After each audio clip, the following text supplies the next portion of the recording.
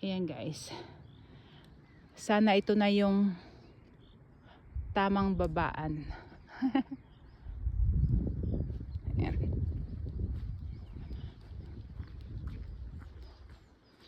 Sa totoo lang, naligaw-ligaw kami. Hindi namin alam paano bumaba.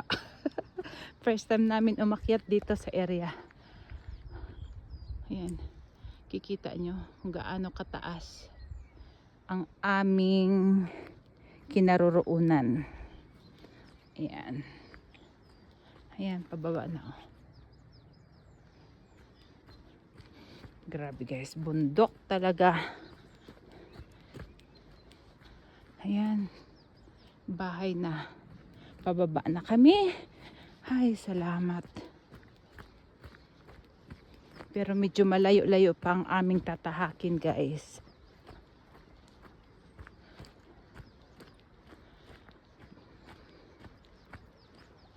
Tingnan naman yung mga puno. Ang tatangkad. Ayan. Yeah, ik weiß. Yeah. Yeah. Ay. Ayun guys, yung pinuntahan namin last sa kabilang bundok yan. Ayan o. Kunti lang, maliit lang nakikita nyo. Pero nanggaling kami doon. Last na video ko, yun yung bahay na yun. 'Di ba? Ang taas. Pag nandito kami sa taas, hindi siya masyadong kita. Dito kami sa kabilang bundok guys. Ayan.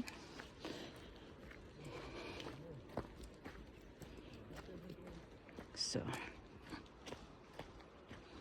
next na plant, hindi ko pa alam kung saan kami bundok pupunta. Kasi maraming bundok yan guys, oh. Pansinin nyo. 'Di ba? Grabe. Bababa kami dyan, oh. Ayan, ang aming bababaan. Ayan. Diyan kami bababa hanggang doon sa baba na. Pero hindi ko alam kung saan ang labas niyan. Kasi kabila to eh. Kabilang. Galing kami doon sa kabilang area from the highway. So, ito naman, dito na to sa papuntang gitna. Ayan ang aming dinadaanan. Aray ko. Sige guys. Sorry ha, yung aking mga video. Walang edit yun guys. Kung ano yung mga nakikita nyo. Original video ko yan. Ayan. Hindi kasi ako marunong mag-edit. Basta pinupost ko yung mga nakukunan ng aking camera. Yun na yun yung mga pinupost ko. Kaya minsan may mga mali akong masasabi. Pagpasensyahan nyo na. Lalo na nagbibideo ako habang naglalakad. Tapos dito sa bundok, kung minsan mahirap, ayan, nakikita nyo. Ganyan ang mga inaapakan namin. Mabato. Kaya kung minsan parang umuuga yung aking kamay. Ayan. Ayan guys. At least makita nyo yung area. Ayan. Ayan guys. Ayan dyan guys. Doon sa kabila na yan. Ayan oh. Isusum ko ha. Ayan. Hindi ko pa yan napupuntahan. So siguro itatarget ko yan mapuntahan. Tsaka doon. Madami pa kasi snow. Kaya ayoko pa magpunta doon guys. Ayan. Madami pa yan snow doon na doon hanggang taas yan. Kaya maraming wild animal ang bumababa. Dahil marami pang snow sa taas. Hala, malayo na sila oh.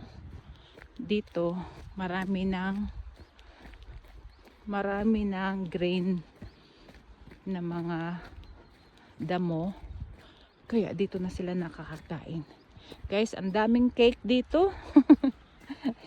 Ay, nagsasaboy kasi sila yan, no? Sinasaboy nila yan para mabilis tumaas ang damo. Kanina pa ako naglalakad, wala akong makitang magandang stone. Puro mga mountain stone ang mga nakikita ko. Kasi naghahanap ako lagi ng magandang stone para sa aking mga halaman. Und nag-stop over ang dalawa. Ja, ja, alles gut, aber kann ich schneller? Brauchst du nicht. Du hast schon Krampf. Na, but my feet... Ah, puy, uno. Lass das einfach. Nein, geh weiter. You know when it goes down, Ja.